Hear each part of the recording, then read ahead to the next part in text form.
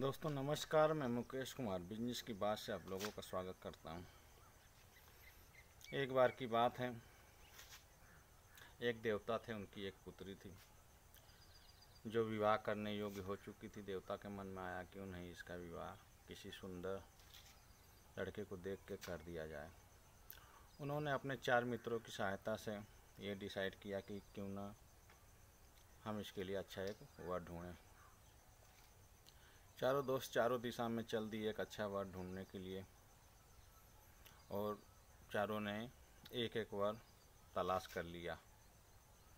और जब वो लौटे तो चारों ने अपने अपने मन की बात बताई कि हमने फलाने जगह हमने एक वर ढूंढ लिया है, और उसकी यह वरीयता है, उसकी यह वरीयता है। इस तरीके से देवता और उसके दोस्त ने 4 वर ढूंढ लिए। लड़की थी एक, वर थे 4।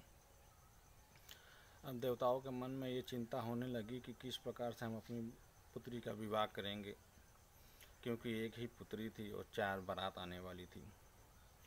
वो भी समय धीरे धीरे आ गया जब बारात दरवाजे पे आ गई। देवता ने सोचा क्यों नहीं हम किसी जीव जंतु को पकड़ के लड़की बना दें और उसका विवाह कर दें। उन्होंने एक कुत्ती, एक सुअर और एक बकरी, इन तीनों को पकड़ के एक सुंदर सुशील लड़की का रूप धारण कर दिया और उसे मंडप में बैठा दिया। इस प्रकार उन 4 लड़कियों का विवाह हो गया। वो अपने घर चली गईं। वो भी समय आ गया जब पिता अपनी पुत्री को विदा कराने के लिए उसके ससुराल जाता है।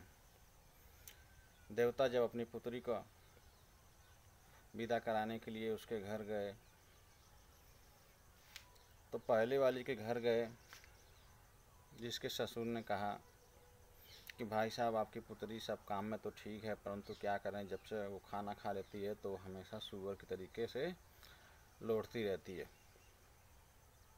दूसरी वाली के घर गए तो उसने कहा कि भाई साहब, आपकी पुत्री तो सब ठीक है, बशर्ते क्या करें, वो दिन भर मुंह चलाती रहती है, जैसे उसका किसी जन्म में बकरी का प्रभाव हो। तीसरी के घर गए जो उसके ससुर ने कहा कि भाई साहब, आपकी पुत्री के अंदर सब गुण तो है, बशर्ते वो जब तक 10 घर 15 घर घूमने के लिए उसका खाना नहीं पचता है। देवता अपने मन में मुस्कुराए, क्योंकि उन्हें तो सब बात पता ही थी, और वो अपनी लड़कियों को विदा करा के चल दिए। चौथी के घर गए तो उसके ससुर ने कहा कि भाई साहब, आपकी पुत्री के अंदर सभी गुण है जो एक देवी देवताओं में होना चाहिए। पिता को बात समझ में आ रही थी। उन्होंने अपनी लड़कियों को विदा कराया और अपने घर चले गए। इसी प्रकार वो लड़कियां अपनी पूरी ज़िंदगी भर जिस स्वभाव में वो जन्मी थी, जिस स्वभाव की थी, उसी स्वभाव में अपनी पूरी ज़िंदगी व्यतीत करती रही। और इस तरह से मेरी कहानी समाप्त होती है। मेरी इस कहानी को बनाने का तात्पर्य यह है कि कुदरत ने जिस व्यक्ति को जिस रूप में बनाया है, उसका रूप वो किसी और कितनी भी कोशिश कर ले वो बदल नहीं सकता है। अगर उसको बदलना है तो अपने अंतरात्मा को बदले, क्योंकि अंतरात्मा से बदली हुई चीज़ को कोई नहीं पहचान सकता है। इसलिए मैं ये कहूँगा कि कभी भी इंसान अपने ऊपरी भाव को दिखावा न करके अपनी अंतरात्मा को अच्छी बातें मान के, अच्छा रूप धारण करके वो काम करे। यहीं मैं अपनी वाणी को विराम देता हूँ। जय हिंद, वंदे मातरम।